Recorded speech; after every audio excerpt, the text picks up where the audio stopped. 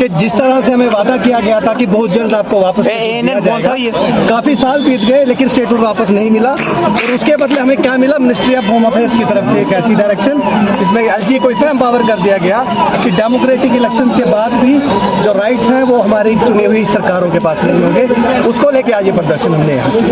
देखिए हालात बद से बदतर होते जा रहे हैं, सरकार फेल्योर है, चाहे आप सेंटर की सरकार कहिए, चाहे आप यहाँ एलजी का प्रशासन कहिए, ये पूरी तरह से फेल हुए हैं। अब कश्मीर के साथ साथ जम्मू में भी आतंकवाद बढ़ता जा रहा है। क्या यहाँ के हालात को अगर कोई समझ सकता है तो यहाँ के लोग समझ सकते हैं। अभी इस समय एलजी प्रशासन में या तो एलजी साहब खुद बाहर से हैं या फिर जो एडमिनिस्ट्रेटर हैं वो सब वो लोग बाहर के हैं, उन्हें नहीं पता यहाँ के हालात कैसे हैं, उसे कैसे कंट्रोल किया जा सकता है। इसके लिए हम डिमांड कर रहे हैं स्टेटहुड मिले, इलेक्शन से पहले मिले, और जो चुनाव हो उसके बाद जो सरकार चुन के उसको पूरी पावर दी जाए ताकि यहाँ के हालात को समझे और उसको कंट्रोल कर सके।